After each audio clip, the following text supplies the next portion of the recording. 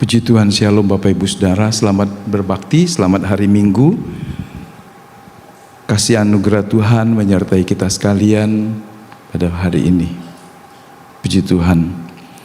Tanggal 1 Februari menjadi sebuah kesempatan pertama untuk kita berbakti sekaligus mengambil bagian dalam perjamuan kudus. Bapak Ibu, ini sudah minggu yang kesekian kita belajar dari kitab Imamat.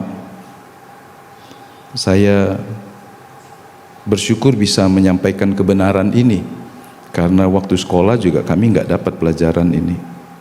Jadi Bapak Ibu mendapatkan pelajaran kitab Imamat, salah satu kitab yang mungkin dianggap sebagian orang kitab yang sulit, yang dihindari, tetapi melaluinya kita bisa melihat apa yang Allah buat di dalam Kristus sudah dinubuatkan dengan jelas dari kitab Imamat.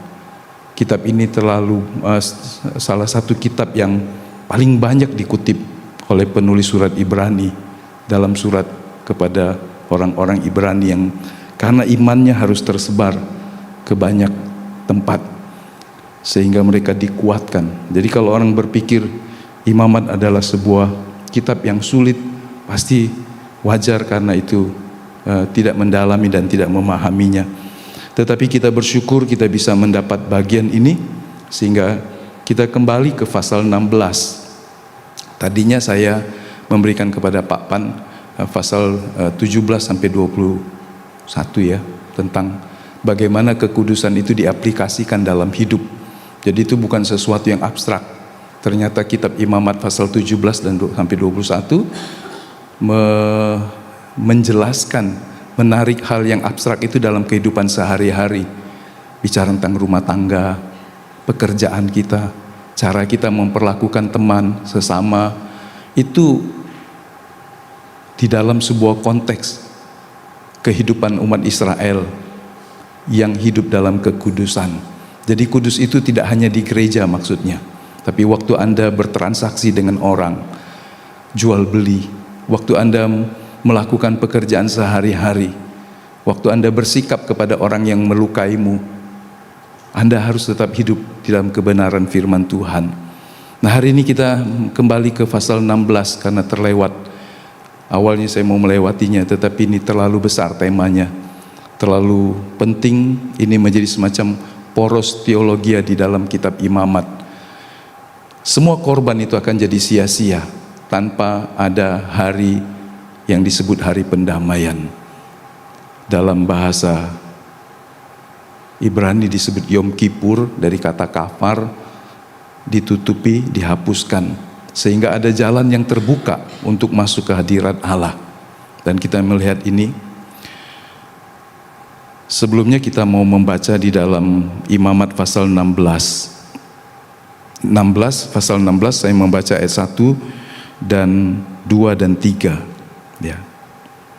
Hanya menghantar saja karena ada 30 ayat lebih. Imamat pasal 16 kita membuka, saya tidak menulisnya karena terlalu banyak. Hari pendamaian. Sesudah kedua anak Harun mati, yang terjadi pada waktu mereka mendekat ke hadapan Tuhan, berfirmanlah Tuhan kepada Musa.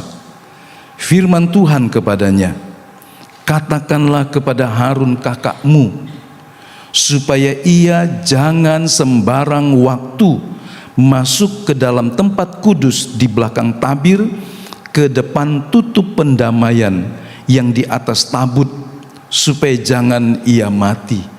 Karena aku menampakkan diri dalam awan di atas tutup pendamaian. Beginilah caranya Harun masuk ke dalam tempat kudus itu, yakni dengan membawa seekor lembu jantan muda untuk korban penghapus dosa dan seekor domba jantan untuk korban bakaran. Saya tambah ayat 4, ia harus mengenakan kemeja lenan yang kudus, dan ia harus menutupi auratnya dengan celana lenan, dan ia harus memakai ikat pinggang lenan dan berlilitkan serban lenan. Itulah pakaian kudus yang harus dikenakannya sesudah ia membasuh tubuhnya dengan air. Jadi salah satu pemahaman yang memang orang suka salah tentang Tuhan diantaranya adalah karena Allah itu kudus, maka manusia tidak bisa menghampiri, manusia harus menjauh dari Tuhan. Karena tidak bisa menghampiri, Allah itu kudus. Seperti terang tidak bisa didekati oleh gelap. Itu sesuatu yang sangat normal. Kalau Anda lihat orang yang terlalu tinggi, terlalu hebat, terlalu glamor mungkin, Anda jadi sungkan mendekatinya. Betul nggak? Beberapa orang mungkin mendekati, tetapi sebagian besar orang akan menyisih. Aku berbeda dengan dia, terlalu senjang, terlalu jauh, bercakapkah mungkin dan sebagainya. Ada orang menghindari. Itu dalam pergaulan sosial. Kadang-kadang orang menghindari kelompok tertentu karena merasa terlalu jauh, ngomongnya terlalu jauh, gayanya terlalu jauh, kemudian orang menghindar. Dalam hubungan dengan Tuhan, sebagian orang juga mengalami seperti itu. Karena Allah itu kudus, maka dia tidak berani menghampiri Tuhan. Seberapa banyak orang yang senang diajak berbakti ke gereja. Sebagian orang kan berkata, Tuhan itu kudus, aku orang berdosa. Enggak lah. Tapi satu hari dia akan berhadapan dengan Tuhan, dengan tidak punya kesempatan untuk memperbaiki diri. Jadi jauh lebih baik kita mendekat kepada Allah. Tetapi itu sesuatu yang sangat sulit, bahkan mustahil. Nah, kita melihat di dalam Alkitab melalui imamat ini, Allah justru sebaliknya. Tema imamat pasal tanggal 1 tahun baru Januari kita belajar, itu sebuah rangkuman keseluruhan kitab imamat. Tuhan memanggil umat Israel untuk hidup mendekat kepadanya. Jadi itulah tema utamanya. Ayo datang mendekat. Ada halangan, Tuhan mau menyelesaikannya. Dia menyediakan jalan supaya manusia yang berdosa ini dapat hidup mendekat kepada Tuhan. Jadi kalau pernah terlintas dalam pikiran saudara, Tuhan itu kudus, mulia, jauh di tempat yang maha tinggi. Aku ini orang berdosa. Dagangku kadang berlumuran dengan tipu muslihat. Negosiasiku kadang penuh dengan kelicikan yang tersembunyi. Jika Anda menyadari itu, separuh persoalanmu sudah selesai. Karena banyak orang tidak menyadari dia sakit, dia berdosa. Tapi kalau Anda menyadari bahwa cara dagangmu salah, cara memperlakukan pembantu staf anak buahmu salah, cara sikapmu kepada pimpinanmu salah, kemudian itu membuat engkau merasa enggan datang kepada Tuhan, maka inilah kesempatannya untuk memulihkannya. Karena menyadari bahwa dirinya orang berdosa itu sebuah keterbukaan yang luar biasa. Banyak orang merasa dagangku baik-baik saja, aku nggak nipu orang, aku nggak melakukan begini, tetapi kemudian dia merasa aku nggak perlu datang kepada Tuhan. Inilah yang membuat orang yang seperti orang Farisi merasa tidak perlu Tuhan dalam hidupnya, karena dia tidak melanggar, dia tidak melakukan semua, bahkan dia melakukan banyak perintah-perintah agamawi, tetapi pada hakikatnya setiap manusia adalah orang berdosa. Pasal 16 ini ditulis setelah apa? Tragedi mengerikan. Karena tadi kita baca setelah matinya Nadab dan Abihu, itu imam yang membawa api yang asing. Jadi pesan dari peristiwa kematian Nadab dan Abihu pasal 10 sangat jelas. Yaitu apa? Kita baca sama-sama. Pesannya jelas. 1, 2, 3. Allah tidak bisa diperlakukan sembarangan. Anda nggak bisa menghadap Tuhan sembarangan di luar dari cara yang Dia tetapkan. Dan berpikir, beranggapan Tuhan pasti menerimanya. Jangan pernah kita lupa, Allah yang kita sembah, Allah yang bertahta di sorga adalah Allah yang kudus. Jika seorang imam Nadab dan Abihu bisa mati saat mendekat, bagaimana umat berdosa dapat hidup di hadapan Allah yang kudus? Pemimpinnya saja, imam saja mati ketika mempersembahkan api yang di mata Tuhan itu asing. Saudara bisa renungkan, kalau kita hidup sembrono, imamat pasal 10 menunjukkan ada imam yang mempersembahkan sesuatu. Kita telah menganalisanya 3 kemungkinan di situ. Api yang asing, sebuah tindakan yang tidak diperintahkan Allah, tindakan di luar dari ketentuan Allah, dan ada hal yang salah dalam moralitas mungkin karena mungkin diduga dia mabuk karena euforia. Sehingga kemudian datang pernyataan Tuhan, imam gak boleh minum anggur dan mabuk ketika dia melayani. Mabuknya kita mungkin bukan anggur, mabuknya mungkin dengan hal yang lain, ya kan? Bukan hanya anggur yang bikin kita mabuk kan? Mabuk uang, mabuk pemenuhan hawa nafsu, itu bisa membuat orang kehilangan kesadaran penuh. Apa itu hari raya pendamaian atau yang disebut Yom Kippur ini? Yom Kippur adalah hari ketika kenajisan rohani dibersihkan. Yom Kippur adalah ketika hubungan dengan Tuhan dipulihkan, sehingga perjanjiannya juga dipulihkan. Tuhan berkata, ayo datang mendekat, tapi manusia terhalang karena dosanya. Dan Yom Kippur juga menunjukkan ketika murka Allah atas dosa diselesaikan melalui korban pendamaian. Semua ini menunjuk satu peristiwa nanti. Jadi Yom Kippur adalah hari ketika Allah sendiri dari pihak Allah menyediakan penutupan, kafar, kipur sama covering, menutup. Tapi covering dalam arti bahasa Inggris hanya menutup, tidak punya makna. Tetapi kapar atau kipur ini punya makna membersihkan, menghentikan, menghapus dan seterusnya. Jadi ketika Tuhan menyediakan sebuah sarana untuk menutupi dosa melalui darah, itulah hari Yom Kippur, supaya umat Tuhan bisa mendekat, bisa tinggal di hadirat Tuhan tanpa harus mati. Mungkin Bapak Ibu berpikir, wah ini cerita sesuatu yang mengerikan. Tapi itulah, kadang-kadang kita telah hidup dalam masa kasih karunia, kita lupa bahwa Allah yang kudus itu tetap harus dihormati, disembah sebagai layaknya Allah yang penuh dengan kemuliaan dan kekudusan. Pada hari itu, kalau kita membaca di dalam imamat tadi dan teruskan, imam-imam tidak boleh melayani. Orang-orang Israel tidak boleh mendekat ke kemah itu. Hanya seorang imam besar boleh masuk dengan peraturan ketetapan yang Tuhan sudah sampaikan dari apa yang kita baca tadi. Ya harus mandi, ya harus berpakaian lenan dan seterusnya. Kemudian ia membawa korban penghapus dosa untuk dirinya berupa lembu jantan, dan kemudian seekor kambing domba jantan. Kemudian itu semua dipakai untuk korban penghapus dosa dirinya, keluarganya. Dan kemudian dia membawa 2 ekor domba jantan dari bangsa Israel untuk dipersembahkan bagi penghapusan dosa bangsa Israel secara umum. Jadi imam besar juga dibatasi aksesnya untuk masuk ke ruang kudus dan ke ruang maha kudus pada hari itu. Jadi pertanyaannya, jika sedemikian seriusnya Yom Kippur itu, sehingga hari itu menjadi sebuah hari yang menggetarkan, apa maknanya bagi kita yang hidup setelah salib Kristus?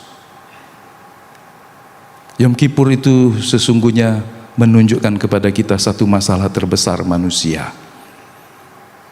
Sesudah kematian kedua anak Harun, Tuhan berfirman kepada Musa, ayat 1 tadi kita baca, katakanlah kepada Harun kakakmu, supaya ia jangan sembarang waktu masuk ke tempat kudus di belakang tabir, ke depan tutup pendamaian yang di atas tabut, supaya jangan ia mati, karena aku menampakkan diri di dalam awan di atas tutup pendamaian. Tutup pendamaian ini adalah peti perjanjian.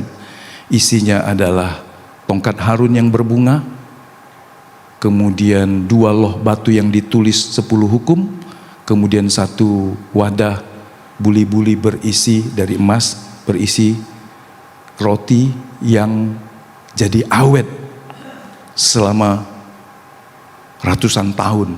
Roti mana yang turun dari sorga, yang kalau mereka ambil hari pertama, dia akan busuk pada hari kedua. Kalau mereka ambil hari kedua dan tidak dimakan sampai habis, akan busuk pada esok harinya. Tetapi khusus pada hari yang ke-6 waktu mereka mengambil lebih banyak, hari ke-7 tidak jadi busuk. Roti itu tidak tahan disimpan, akan menjadi ulat. Tetapi roti itu menjadi awet, ada di dalam peti perjanjian yang masuk dalam buli-buli itu. Tujuannya adalah supaya Israel melihat Allah memelihara mereka selama 40 tahun dengan cara yang ajaib. Tongkat Harun bicara tentang Allah memilih orang yang diurapinya dan manusia tidak bisa mengintervensinya.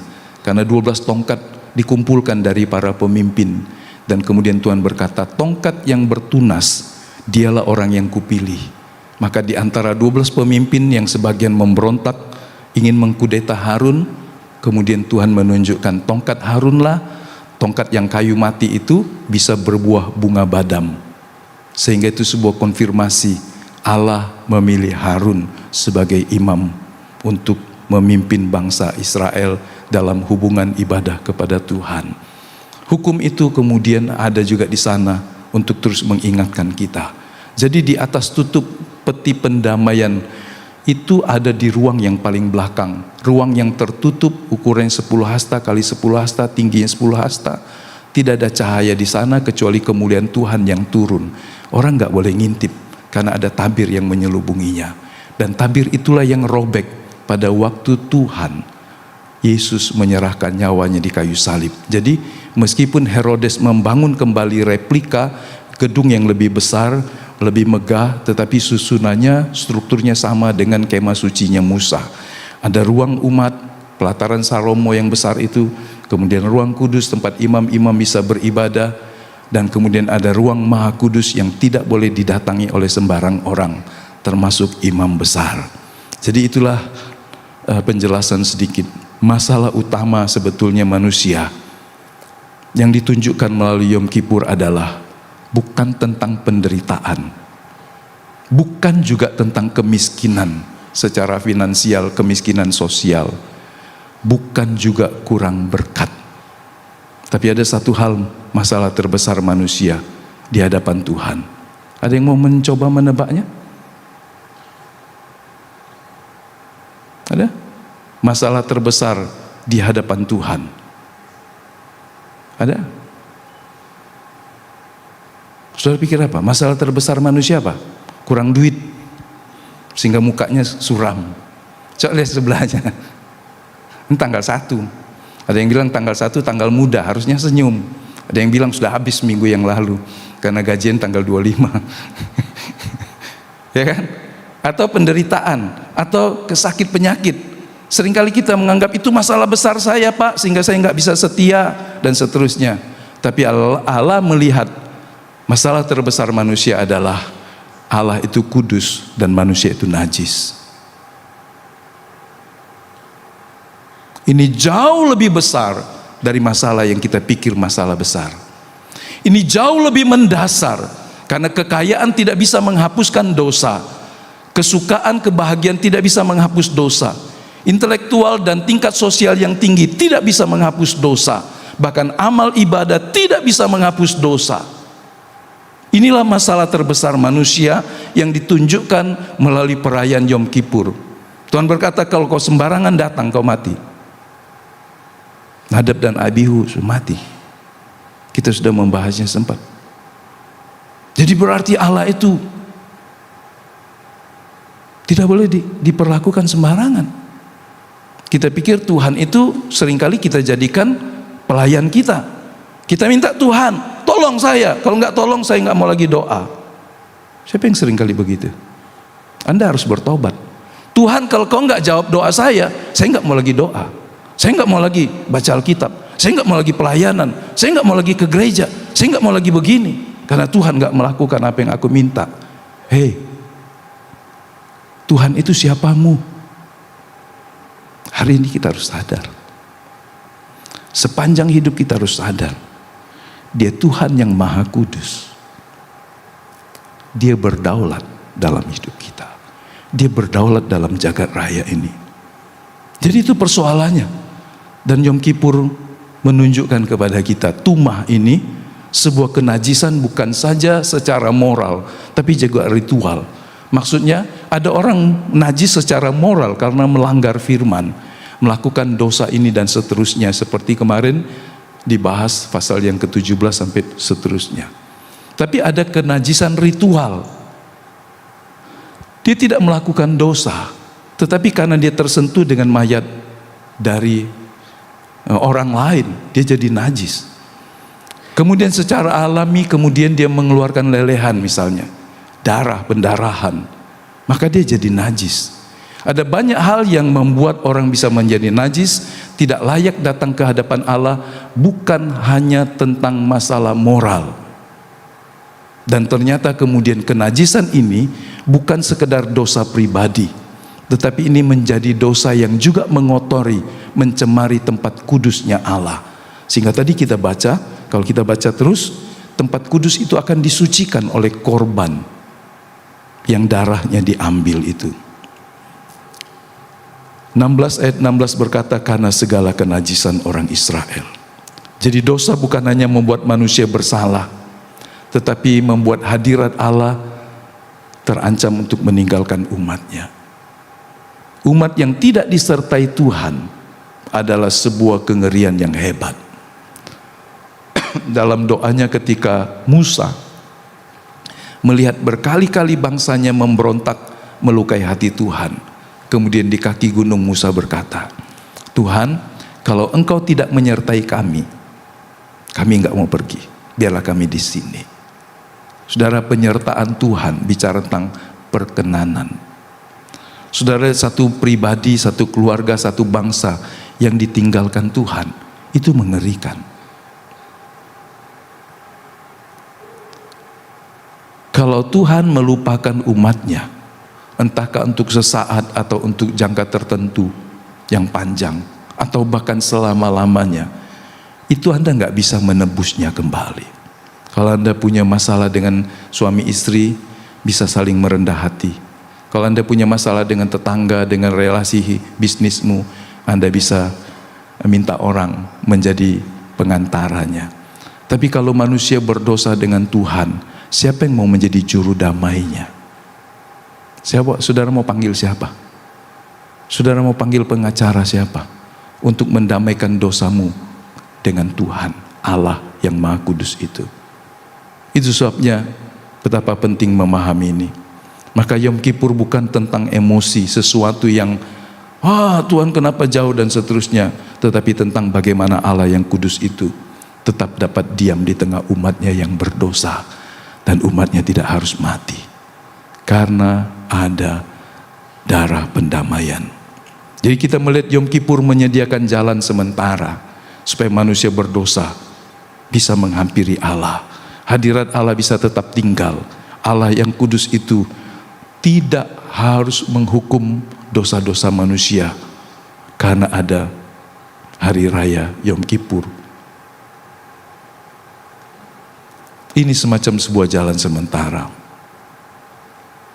Ketika Tuhan pesan, karena selalu terkait dengan ayat 1 pasal 16 tadi dengan pasal 10, maka ada penegasan. Pendamaian itu bukan teori. Nadab dan Abihu mungkin karena kurang pengetahuan. Tapi bagi kita yang telah belajar, pendamaian itu bukan teori. Musa belajar dengan peristiwa matinya keponakannya. Harun terdiam dan bingung, gentar, ketakutan. Bagaimana mungkin Tuhan menghukum orang seketika di hadapannya ketika melayani dia. Dari situ mereka belajar, kalau bicara tentang pengampunan, pendamaian, pengudusan itu bukan simbol. Kalau ada orang salah mendekat dengan sembrono, hasilnya justru mati. Saudara lihat, Kain mempersembahkan sesuatu, Tuhan gak menerimanya. Ya kan? Persembahan Ananias dan Safira dalam Kisah Rasul pasal 5. Anda hanya menemukan satu kali peristiwa ketika orang menjual harta bendanya, warisan mereka mungkin, dan uangnya dipersembahkan kepada rasul-rasul di kaki mereka untuk pelayanan. Tapi justru mati. Kisah Rasul pasal 5. maka kita melihat Tuhan tidak bisa disogok dengan pemberian yang tidak dilatar belakangi dengan hati yang tulus. Bandingkan kalau orang mengajar sebuah ajaran yang sangat dangkal. Ayo beri, bayar persepuluhan supaya kau diberkati berlimpah-limpah. Kalau Anda memberi hanya untuk mendapat menerima lebih banyak, itu motivasi yang salah. Itu tidak kudus. Ada banyak orang mendorong orang lain memberi, berkorban dari yang kecil sampai yang besar. Tapi motivasinya keliru. Maka itu tidak kudus di hadapan Tuhan. Dan kita melihat korban-korban itu haruslah dilakukan dengan cara yang benar, motivasi dan tujuan yang benar. Jadi kalau kita bicara benar ada 3 hal. Pertama motivasi, yang kedua cara, dan yang ketiga tujuannya. Kita harus melakukannya. Yom Kippur diberikan untuk membuka jalan yang aman. Allah tidak ingin umatnya binasa saat umatnya mendekat. Karena kerinduan Allah dalam kitab Imamat di sepanjang sejarah, bahkan dari kitab Kejadian ketika manusia diciptakan serupa segambar dengan Dia, supaya Allah bisa bergaul, bersekutu. Itu kerinduan Allah. Kalau Anda tanya mengapa kau mau menikah dengan dia, supaya aku bahagia, maka ini akan menjadi sebuah dasar pernikahan yang berbahaya. Tapi kalau orang berkata aku mau menikah karena mau berbagi hidup, menjalani hidup bersama, menolong dia, menghibur dia, melengkapi dia, itu dasar yang paling kuat. Jadi banyak orang gagal karena mengharapkan pernikahan akan memberikan keuntungan bagi dia, secara biologis, secara jiwani, sehingga ketika dia tidak mendapatkannya, dia kecewa dan kemudian dia marah dan kemudian bisa melakukan hal yang destruktif.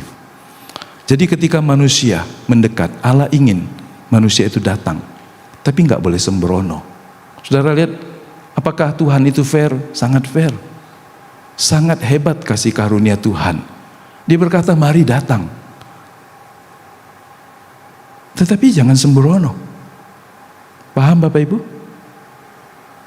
Anda harus, saudara lihat ritual orang-orang di luar Kristus, di luar kekristenan, mereka penuh upacara. Ada orang harus datang dengan berlutut. Ada orang harus melakukan upacara penyucian lahiriah dengan air. Saudara tahu itu dasarnya ada dalam kitab Imamat. Dibersihkan kupingnya, dibersihkan tangannya, dibersihkan kakinya. Kita sudah membahasnya, bicara tentang perbuatan, pendengaran, dan arah hidup kita. Ditahirkan dengan air. Ritual itu dilakukan orang. Orang gak akan sembahyang menghadap yang disembahnya kalau tidak melakukan pendahuluan ritual itu. Saudara bisa lihat itu. Betapa ketatnya orang sampai hari ini melakukannya. Ya kan? Saudara datang ke gereja pakai apa? Di situ gak ada air di situ. Ada gereja yang di situ dikasih air untuk mengingatkan penyucian dirinya. Mundur lagi cerita tentang yang masih dilakukan orang lain, bukan hanya air, tapi dia harus cuci kakinya, cuci tangannya, cuci telinganya. Sama, maknanya sama, mempersiapkan diri untuk masuk ke hadirat Tuhan. Mengapa kita tidak melakukannya lagi? Tidak ada ember di depan, tidak ada pancuran di depan gereja. Karena kita sudah dikuduskan oleh darah Kristus. Tetapi bukan berarti karena kita sudah dikuduskan oleh darah Kristus, kita sembrono datang ke gereja, ada waktu 10 menit ngobrol, buka HP dan sebagainya. Kita mungkin gak menghormati Tuhan. Coba renungkan saudara, bagaimana saudara mengaplikasikannya, hormat akan Tuhan. Kadang-kadang kita mendua, hanya 2 jam, tapi kita seringkali masih melakukan hal-hal yang sebetulnya tidak ada hubungannya dengan ibadah kita.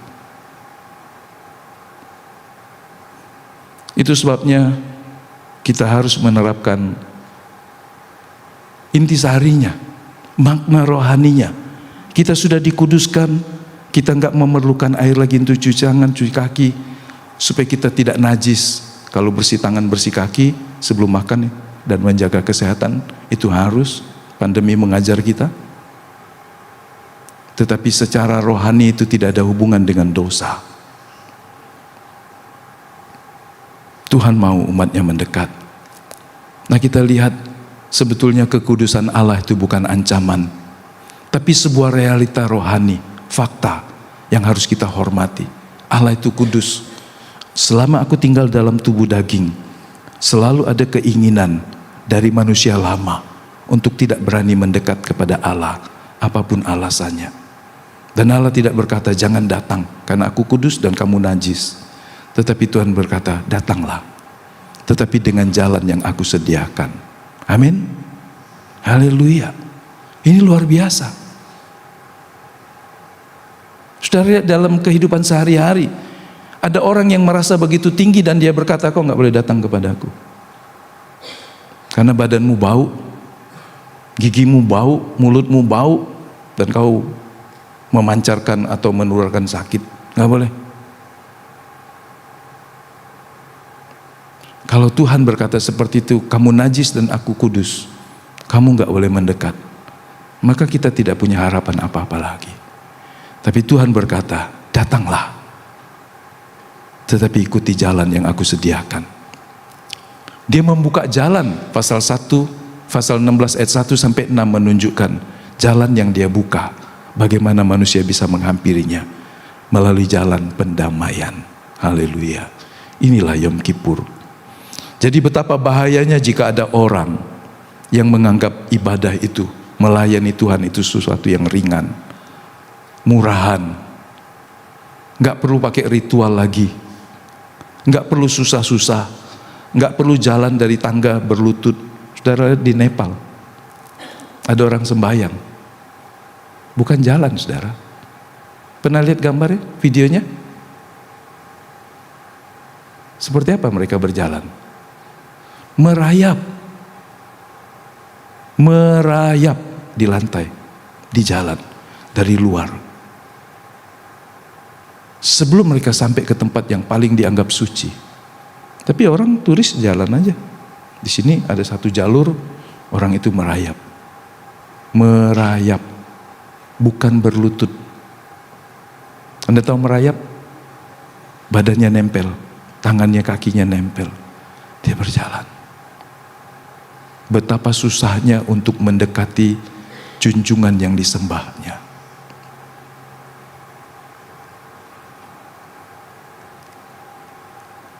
Kita menghormati cara pikir orang. Begitu mulia dan kudusnya dan tak terhampiri yang disembahnya. Sehingga itu menjadi sebuah sikap asketis, merendahkan diri, menyangkal diri supaya bisa merasa layak. Ini pengorbanan saya untuk sampai ke tempat itu. Kalau 100 meter perjalanannya 500 meter karena tempatnya besar, saudara bisa bayangkan, butuh kerja keras, semangat kuat, dan juga peralatan. Kalau enggak habis semua tangan kakinya. Jadi menghampiri Allah tanpa memberi diri atau meminta pendamaian adalah sebuah hal yang mustahil. Jangan anggap remeh Tuhan yang sudah mengasihi kita. Hormati Tuhan sebagaimana Dia adanya. Pasal 16 ini menunjukkan imam besar itu harus datang. Pertama dia mandi. Mandi menggambarkan menanggalkan dosa-dosanya. Ia harus mengenakan pakaian kudus dari lenan. Ya. Bidde godes atau kados, sama akarnya dari kata kados atau hagios nanti kalau Yunani. Pakaiannya pakaian yang dikuduskan, khusus. Imam besar menanggalkan kemuliaan luarnya. Karena pakaian imam besar itu penuh dengan aksesoris.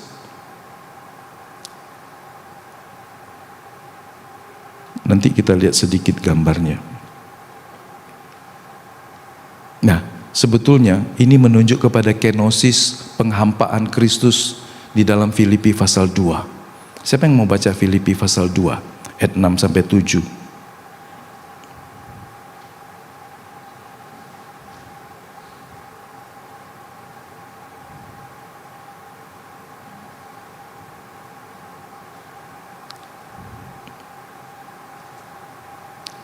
Oke, kita baca ya. yang walaupun dalam rupa Allah tidak menganggap kesetaraan dengan Allah itu sebagai milik yang harus dipertahankan, melainkan telah mengosongkan dirinya sendiri dan mengambil rupa seorang hamba dan menjadi sama dengan manusia.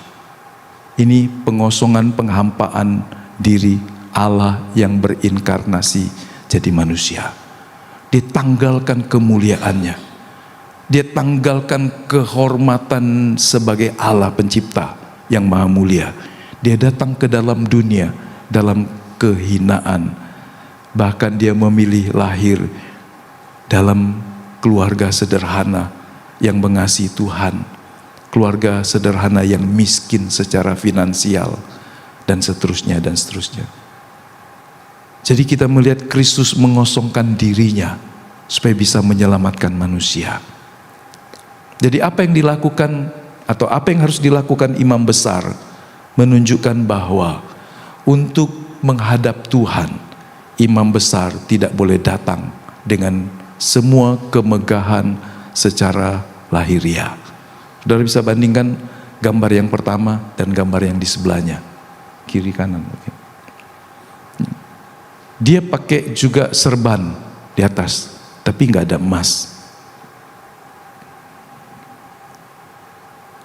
Terlalu panjang. Tadi saya sudah membuat tabelnya. Terlalu panjang kalau ditulis di sini. Tapi lihatlah Bapak Ibu,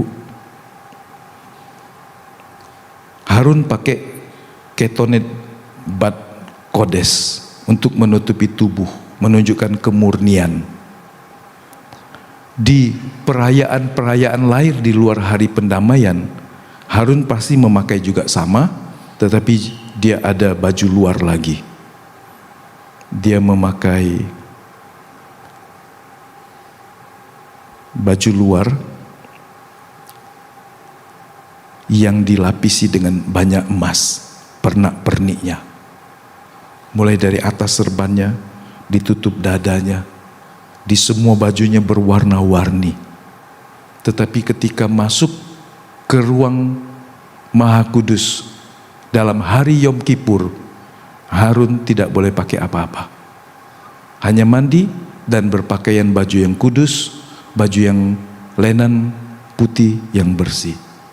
Apa maknanya saudara? Saudara dua gambar ini? Kalau saudara lihat imam besar di sini yang sebelah kanan, bajunya penuh dengan atribut, semua ada makna saudara. Baju-baju itu, satu hari mungkin kita belajar tentang pakaian imam, karena itu punya makna rohaninya. Jadi itu bukan aksesoris beli di kaki lima dan pasang. Yang buat itu Besaleel, Aholiab yang dipenuhi Roh Kudus, dikasih hikmat Tuhan. Semua punya makna rohani dan semuanya ukurannya presisi. Dari semua emas murni. Walaupun 3 juta 1 gram mungkin sekarang emas. Di zaman itu emas nggak semahal itu. Jadi bajunya emas, pakaiannya banyak yang pakai aksesoris emas, rantai, mangkok dan semuanya. Jadi dia hanya mengenakan baju yang tidak ada warna-warna yang mencolok. Tidak ada emas dimanapun juga di sekujur tubuhnya. Tidak ada kemegahan. Yang ada pada Harun hanyalah sebuah kerendahan hati. Jadi ini sebuah prinsip. Kalau Anda mau datang menghadap Tuhan, bawalah dirimu dengan rendah hati. Lupakan gelarmu, lupakan atributmu, lupakan status sosialmu. Di luar dari pintu sana, kau dihormati orang mungkin. Orang akan bawa tasmu, orang akan menjagaimu, orang akan mengantarmu, memberi engkau, melayani engkau dan sebagainya di luar pintu sana. Tapi ketika Anda masuk ke ruang Maha Kudusnya Allah, Anda adalah seorang manusia yang membutuhkan kasih karunia Allah. Amin. Imam besar Harun menanggalkan semuanya. Dia harus memulai sebuah ibadah yang disertai dengan kesadaran diri. Semua atribut kemuliaan seorang imam besar hanya pada saat dia melakukan tugas-tugasnya kepada umat.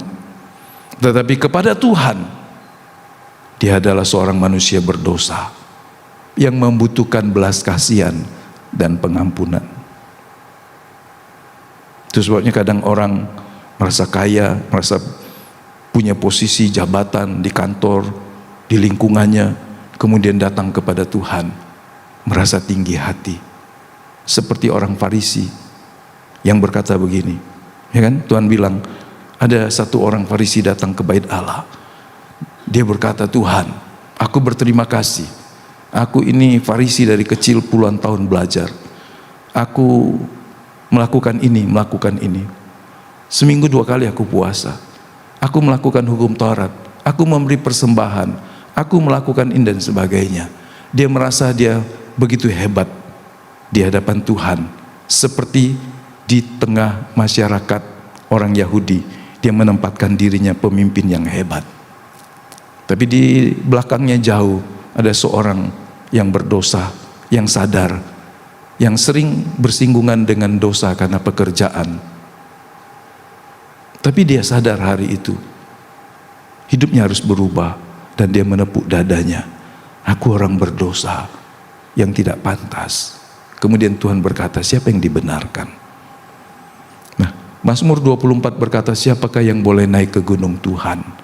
Orang yang bersih tangannya. Mari kita baca Mazmur pasal 24.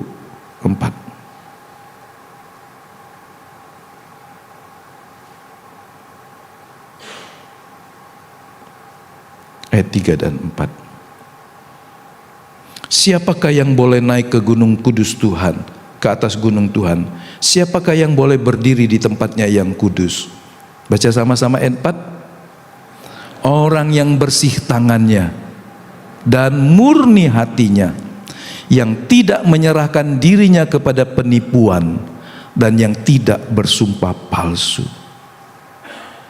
Saudara ingat, orang yang bersih tangannya, murni hatinya, tidak menyerahkan diri kepada penipuan, tidak bersumpah palsu.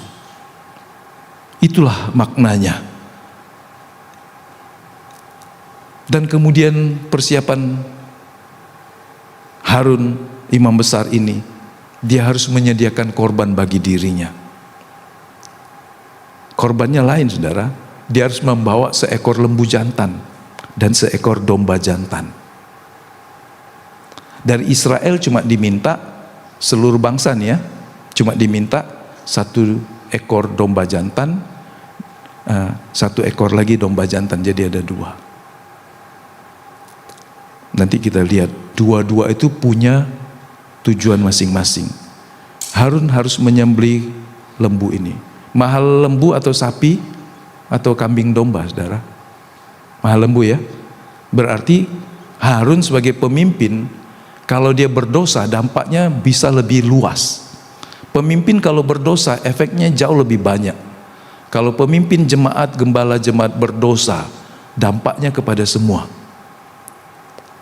Jadi tanggung jawabnya semakin tinggi rohani orang, semakin tinggi jabatannya, semakin berat tanggung jawabnya di hadapan Tuhan.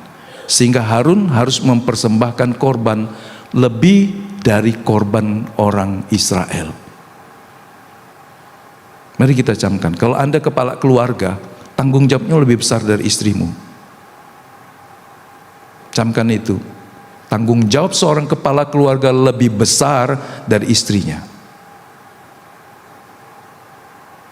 Tanggung jawab seorang pemimpin dalam kelompok yang paling kecil sampai kelompok yang lebih besar, Tuhan menuntut tanggung jawab yang lebih tinggi. Karena dampaknya akan lebih merusak. Imam besar pun orang berdosa. Dia tidak layak jika datang menghadap Allah hanya dengan percaya diri. Aku imam. Lihatlah atribut nih. Karenanya dia harus datang dengan jubah atau baju putih linen yang bersih saja. Dia nggak boleh datang dengan sebuah atribut, aku ini imam besar yang harus dihormati. Di hadapan Tuhan kamu orang berdosa. Kamu membutuhkan pengampunan sama seperti orang-orang kebanyakan yang lain. Tidak ada bedanya. Bandingkan dengan Yesus. Dia imam besar agung, tapi Yesus tidak perlu mempersembahkan korban bagi dirinya. Dia nggak perlu potong lembu untuk mengadakan pengampunan karena dia adalah korban yang sejati. Kita sedang langsung melihat imamat Harun dan imamat Yesus. Dari imamat Yesuslah maka kita bisa jadi imam-imam yang rajani. Kalau pakai imamat Harun, kita nggak akan bisa melayani. Anda nggak bisa ada di sini. Anda nggak bisa masuk ke gereja dan berjumpa dengan Allah di sorga melalui doa. Ada sekat yang dalam. Satu hari ada seorang pendeta pergi berkunjung mission trip ke sebuah gereja di kota Athena,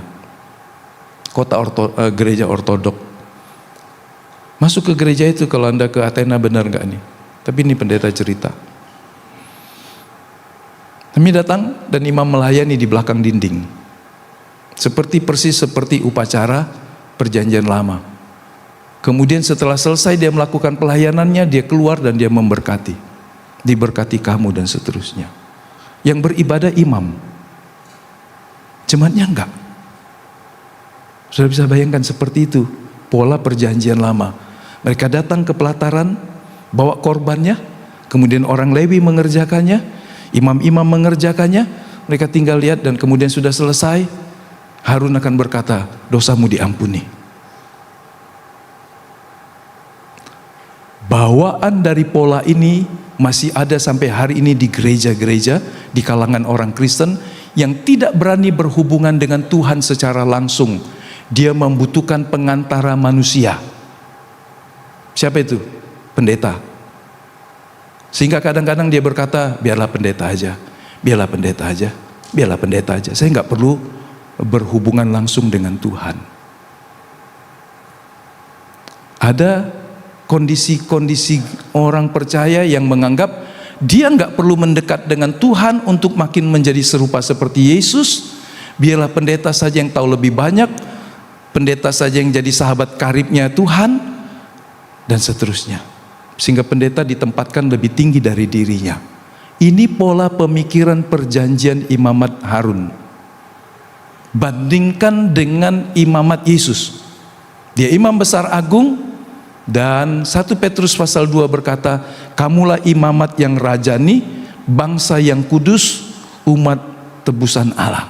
Dipanggil untuk memberitakan perbuatan Allah yang ajaib. Akses Anda sebagai jemaat dengan akses seorang pendeta sama di hadapan Tuhan.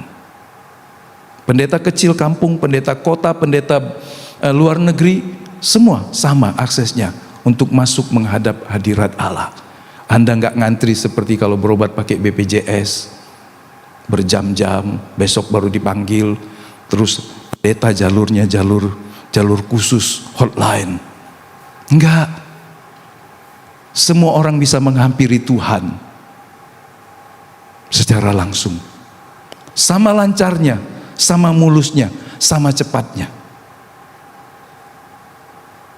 Kalau gitu kita nggak perlu pendeta, perlu masih. Karena dia memimpin, membawa, mengajak supaya jemaat bertumbuh. Tetapi hubungan pribadi, jemaat harus bergantung dengan Tuhan.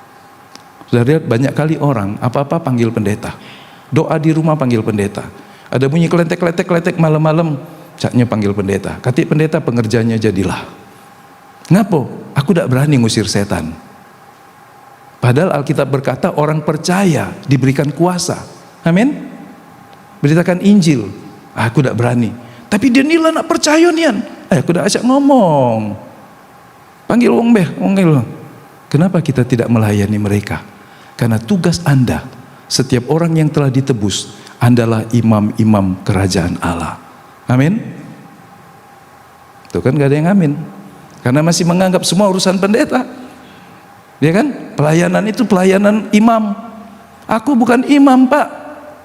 Aku rakyat biasa. Enggak. Yesus imam besar agung telah menggenapi apa yang tidak sempurna dari bayang-bayang dalam hukum Taurat. Ibrani pasal 7 ayat 26 bilang begini, jadi Yesus itulah imam agung kita yang kita perlukan. Ia suci, padanya tidak terdapat kesalahan atau dosa apapun. Ia dipisahkan dari orang-orang berdosa dan dinaikkan sampai ke tempat yang lebih tinggi dari segala langit. Ia tidak seperti imam-imam agung yang lain, imamat Harun, yang setiap hari harus mempersembahkan kurban karena dosa-dosanya sendiri dahulu, baru karena dosa-dosa umat. Nah, itu yang dilakukan Harun. Dia harus mempersembahkan korban bagi dirinya supaya dia tidak mati, baru dia mempersembahkan korban bagi jemaat. Yesus mempersembahkan korban hanya satu kali saja untuk selama-lamanya ketika ia mempersembahkan diri sendiri sebagai korban. Ini terjemahan bahasa Indonesia sehari-hari dari Ibrani 7 ayat 26-27. Dan kemudian pasal 16 kita kembali, kita lihat sebentar, tadi nggak baca. Imamat 16 ayat 7. Harun harus mengambil kedua ekor kambing jantan itu. Ini korban persembahan dari bangsa Israel. Kalau dia punya tadi sudah selesai, kemudian dia menempatkannya di hadapan Tuhan di depan pintu kemah pertemuan, dan harus membuang undi atas kedua kambing jantan itu. Satu undian untuk Tuhan, satu untuk Asasel. Nah, perhatikan, dua kambing ini, kambing jantan ini dipilih, diambil untuk mengadakan pendamaian bagi Israel, tetapi upacaranya berbeda. Saya sudah tulis ini ya. Kambing yang dipilih bagi Asasel ditempatkan hidup-hidup di hadapan Tuhan. Kemudian nanti sesudah Harun menumpangkan ke atasnya dengan mengakui dosa seluruh bangsa. Saudara lihat betapa beratnya beban kambing ini, karena dosa seisi bangsa. Ayat 21 kita baca ya sama-sama. Saudara lihat betapa menderitanya kambing ini. 1, 2, 3. Dan Harun harus meletakkan kedua tangannya ke atas kepala kambing jantan yang hidup itu, dan mengakui di atas kepala kambing itu segala kesalahan orang Israel dan segala pelanggaran mereka, apapun juga dosa mereka. Ia harus menanggungkan semuanya itu ke atas kepala kambing jantan itu. Ini yang disebut kambing hitam, ya kan? Scapegoat, Azazel. Saudara tahu istilah kambing hitam kan? Aku kena kambing hitamnya. Inilah makna kambing hitam. Dan ternyata ada dasarnya di sini. Saya nggak punya literasi yang cukup mungkin cari tahu. Kambing ini yang jelas cuma umurnya 1 tahun, bagus nggak bercacat. Tapi putih atau hitam saya belum tahu. Tapi kalau dia nanti warnanya hitam, benerlah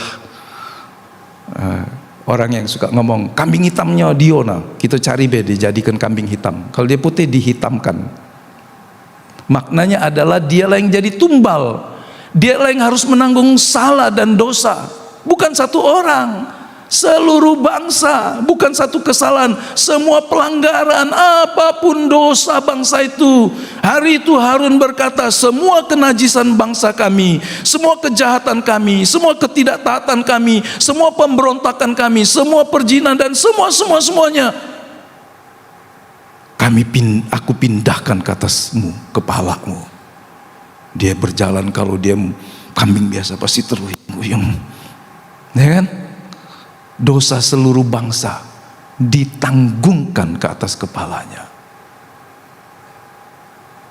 Saudara pasti ngomong nggak adil.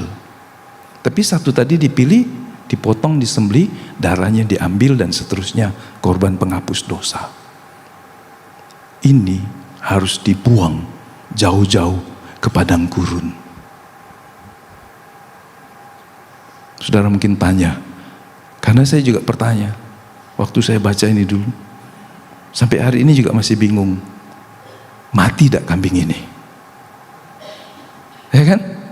Karena dibuang ke padang gurun. Dugaan saudara ini cuma dugaan aja, kambing ini mati atau hidup? Sekiranya dia hidup, kemudian ketemulah pengembara dan dipotong, dagingnya sama nggak rasanya? Daging yang menanggung dosa seisi bangsa. Wih, ngeri saudara. Betul kan? Kalau makna rohaninya ngeri. Kasihan, ini kambing yang menderita. Dia harus menanggung apa dosa saya, apa salah saya.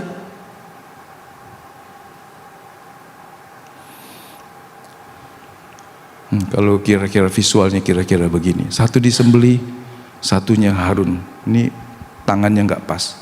Kambing, ya kan? Semua dosaku, dosa istriku, dosa anak-anakku, dosa seluruh bangsaku, seluruhnya, semuanya kutanggungkan ke atasmu. Kalau kambing ini bisa mendengar bahasa manusia, saya bayangkan, bisa berimajinasi sebentar. Satu diundi untuk Tuhan, yang itu dikorbankan, darahnya diambil, inilah kaporet, ditutupi, dicurahkan di atas pendamaian, sehingga dosa bangsa Israel diperdamaikan dengan Allah. Tuntutan murka Allah ditenangkan, dihapuskan, ditanggungkan oleh darah ini. Dan satu kambing lagi ini scapegoat. Gak ada makna yang paling jelas. Kalau Anda dapat lebih jelas dari saya, boleh kasih tahu apa makna Azazel ini.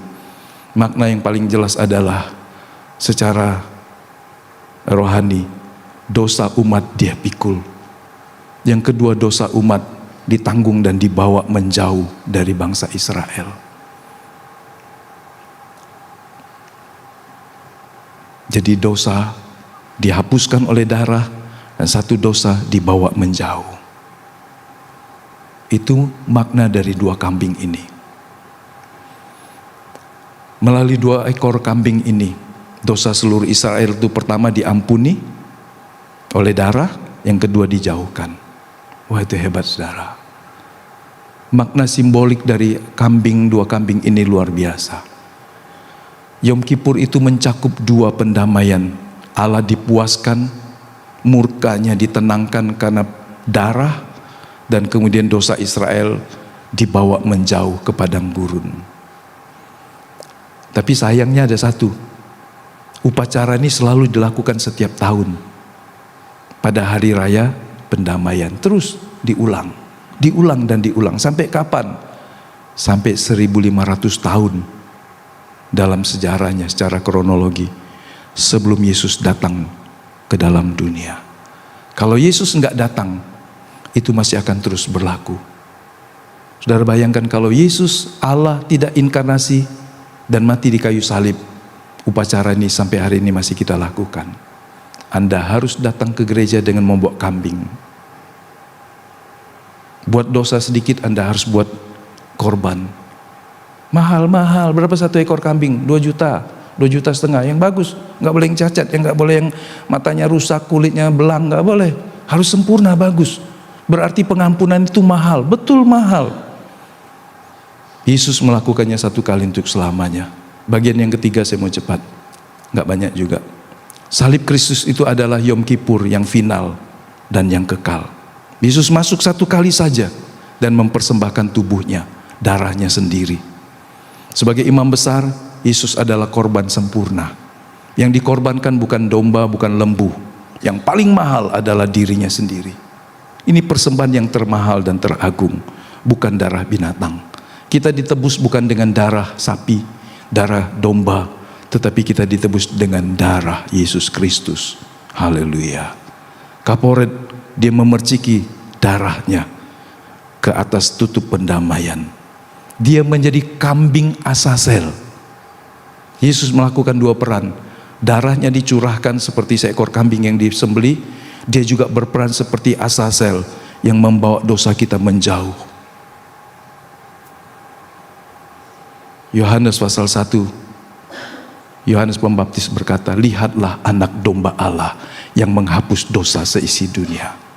Dari seberang sungai Yordan dia berkata kepada Yesus, lihatlah, dialah yang kumaksud, anak domba yang mengangkut dosa seisi dunia.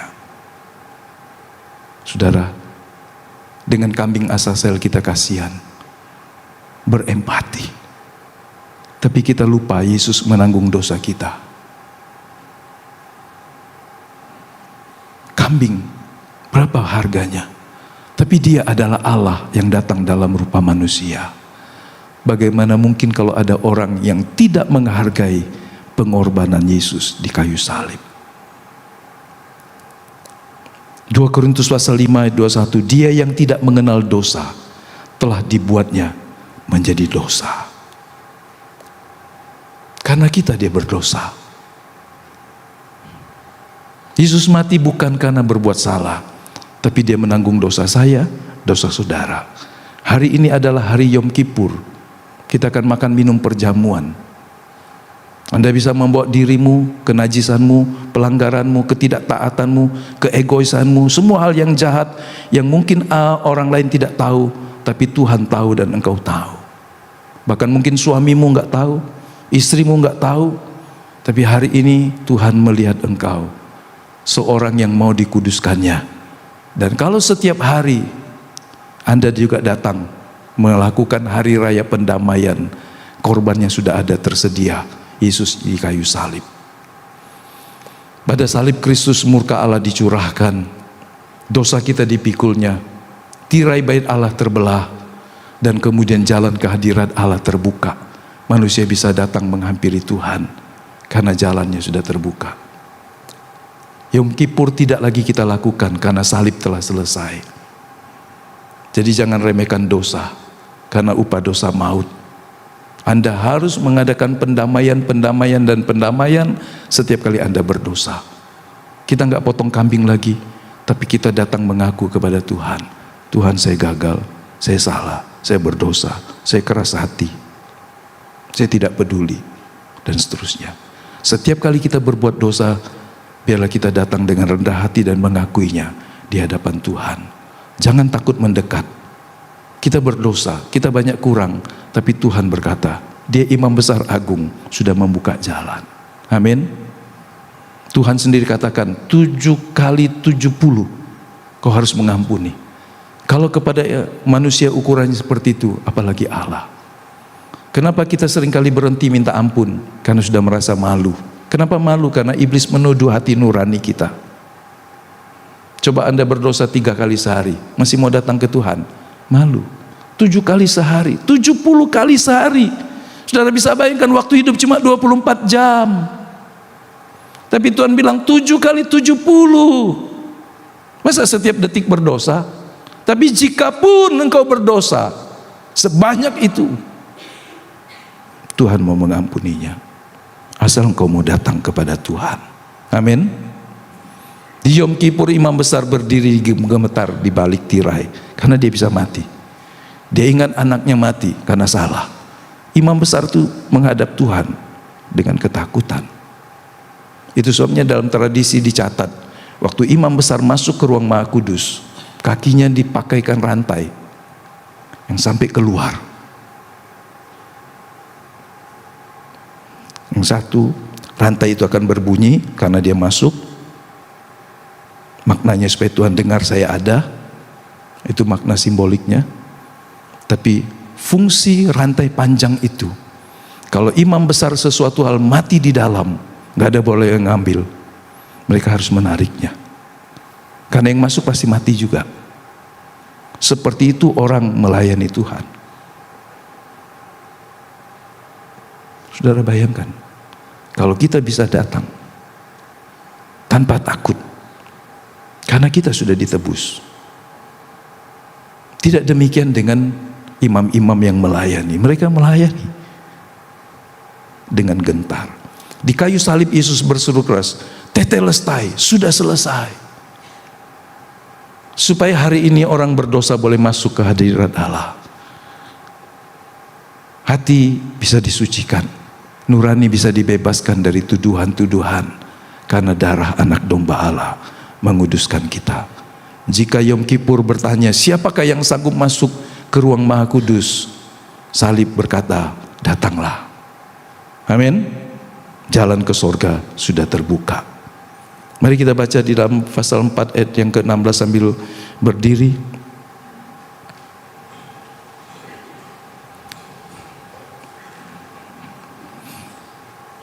Ibrani 4 ayat 16, marilah kita dengan penuh keberanian menghampiri tahta kasih karunia Allah.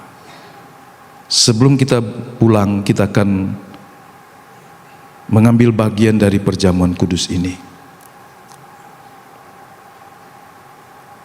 Dan saya mengajak setiap kita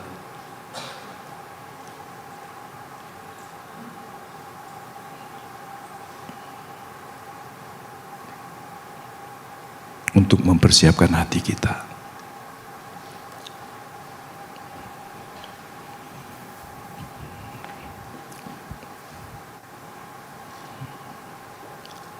Hanya Tuhan dan Engkau yang tahu keadaan dirimu. Pagi hari ini, menghampiri Tuhan dengan rendah hati, dengan sebuah kesadaran, Kristus telah mati bagiku, darahnya telah mengadakan pendamaian. Tanpa Kristus yang berkorban bagiku, aku tidak layak. Dosa dan pelanggaran memisahkan aku dari Kristus, dari Bapa. Tapi pagi hari ini dan seterusnya, di sepanjang hidup, saya mau berjalan di dalam kuasa pendamaian oleh darah anak domba Allah.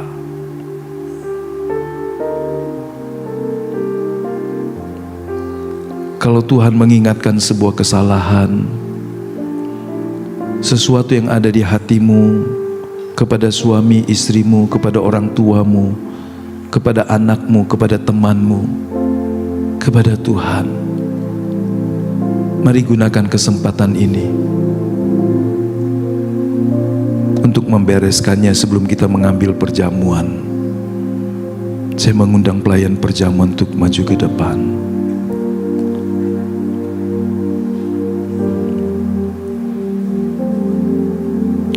Acap kali kita gagal dan bersalah. Tidak jarang kita abai untuk hidup dengan kudus dalam segala hal. Mata kita, pikiran kita, perlakuan kita kepada orang lain. Pagi hari ini biarlah Tuhan mendengar dan menerima pengakuan dosa, dan Dia mau mengampuni, menguduskan kita. Dia berkata, datanglah, karena darah anak domba Allah telah membuka jalan untuk menghampiri Allah. Bapa, Engkau melihat setiap kami sadar kami membutuhkan Engkau senantiasa. Tiap-tiap hari dalam hidup kami ada banyak dosa, kesalahan dan pelanggaran yang kami tidak sengaja, yang membuat kami jauh dari Tuhan. Hati yang tidak lagi dihangatkan dengan kasih dan pengabdian yang tulus. Semua yang seringkali dijalankan hanya sebagai kewajiban. Tapi pagi hari ini sebelum kami pulang, kami mau membereskannya di kaki salib Tuhan. Ampunilah kami, basuh kami dengan darah anak-Mu, darah anak domba Allah yang kudus ya Bapa, supaya kami semua, hati nurani kami, pikiran kami, seluruh hidup kami, roh dan jiwa kami ditebus dan diperdamaikan dengan Allah senantiasa, diperdamaikan dengan orang-orang di rumah tangga kami, diperdamaikan dengan orang-orang di sekitar tempat kerja kami, di lingkungan di mana kami ada. Tuhan menguduskan kami semuanya, dan kami mau menghormati Tuhan. Anak-anak muda akan menghormati Tuhan untuk menjaga dirinya tetap kudus dan benar, untuk membawa hidupnya maupun yang sudah menikah, rumah tangganya untuk tetap kudus di hadapan Tuhan dari segala hal yang mencemarkan hidup kami. Tuhan membentengi kami, pikiran kami, perkataan, perbuatan, pendengaran kami, seluruh hidup kami Engkau basuh dengan darah yang kudus. Terima kasih banyak Bapa. Bubuhkanlah berkat-Mu atas roti dan anggur, agar kami ingat akan korban Kristus satu kali untuk selamanya, supaya kami tidak lagi hidup di dalam dosa, supaya kami tidak lagi hidup melukai hati Tuhan. Di dalam nama Bapa dan Anak dan Roh Kudus, kami mengucap syukur dan menyambut tubuh dan darah Tuhan. Haleluya, haleluya, amin.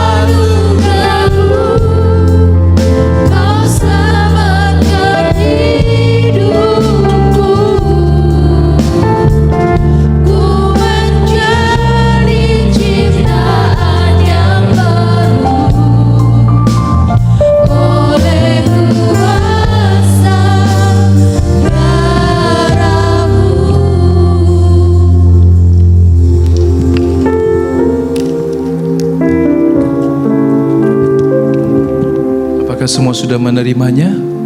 Mari kita mengangkatnya ke hadapan Tuhan. Dia yang tidak berdosa telah menjadi dosa karena kita. Dialah anak domba yang disembelih dan darahnya dicurahkan untuk penghapusan dosa kita.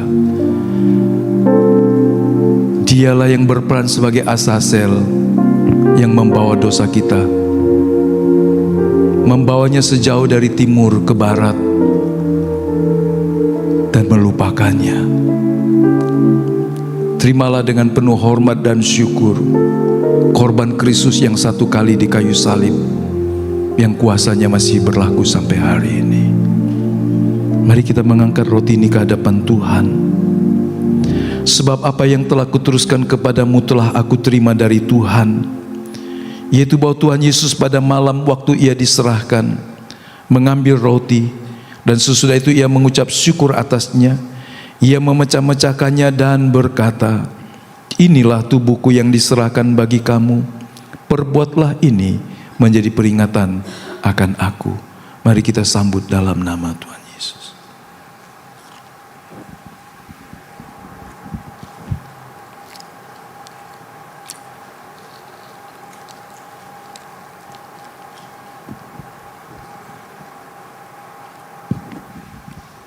Kita mengangkat cawan ke hadapan Tuhan.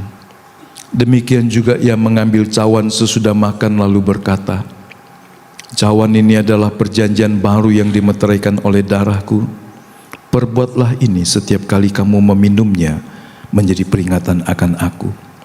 Sebab setiap kali kamu makan roti ini dan minum cawan ini, kamu memberitakan kematian Tuhan sampai ia datang."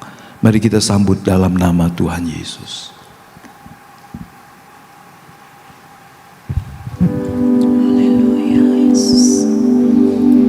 Mari kita semua bersyukur kepada Tuhan. Terima kasih Tuhan. Haleluya. Terima kasih Bapa. Terima kasih Roh Kudus. Terima kasih Tuhan.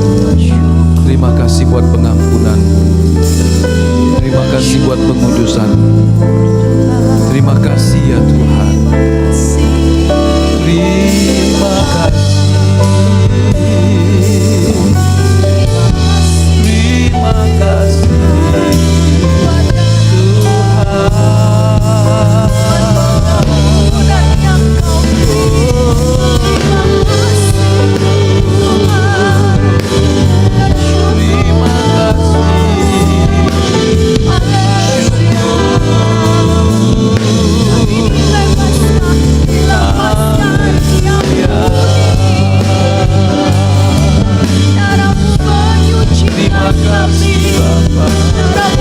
Terima kasih. Terima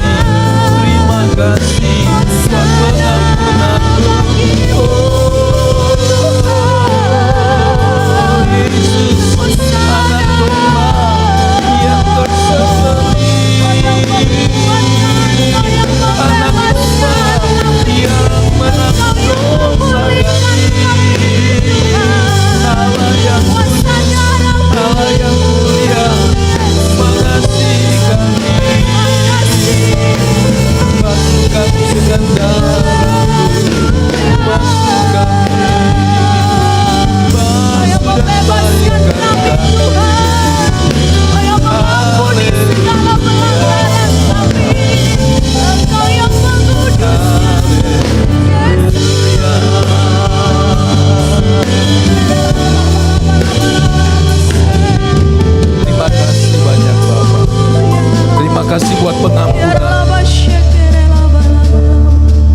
menerima pengampunan dan mau hidup di dalam pendamaian terus-menerus. Katakan amin. Terima kasih buat pendamaian yang dikerjakan oleh darah Kristus. Terima kasih buat jalan yang terbuka sehingga kami masuk menghadap Allah tanpa beban, tanpa dosa yang merintangi kami, karena semua telah ditanggung dan dipikul oleh Yesus. Terima kasih banyak Bapa. Kami mempersembahkan segenap hidup kami, roh, jiwa, dan tubuh, sekarang, setiap hari, sampai Tuhan membawa kami masuk dalam persekutuan yang kekal bersama Engkau dalam kerajaan-Mu. Jagai kami, supaya roh kami, jiwa kami, tubuh kami, pikiran, perasaan, dan kehendak kami hidup selaras dengan Engkau. Berkati para pemuji, berkati para pemusik, tamborin, multimedia, asyir. Berkati kami semua yang sudah berbakti di pagi hari ini. Biarlah hidup kami menyenangkan Tuhan, mengerti dan melakukan kehendak-Mu seumur hidup kami di bumi. Terima kasih banyak Bapa.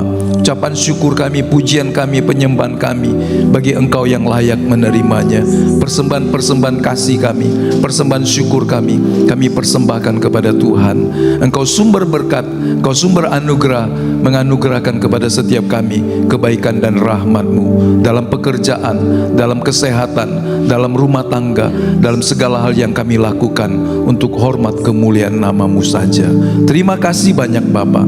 Kami akan akhiri ibadah kami di dalam nama Tuhan Yesus. Kekasih-kekasih Tuhan,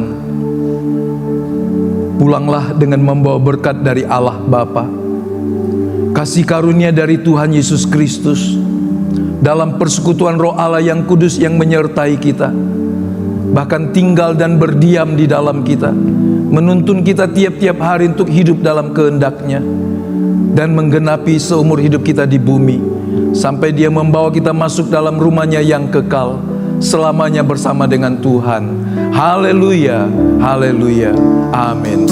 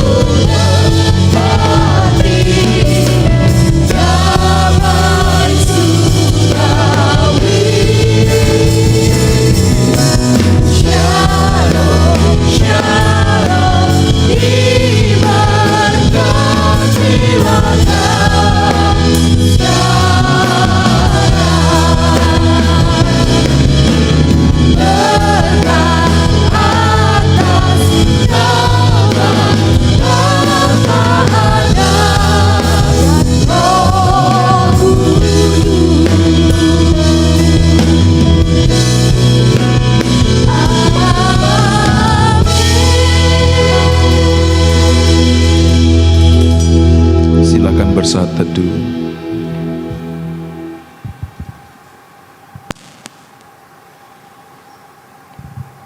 Amin. Selamat hari Minggu, Tuhan berkati kita.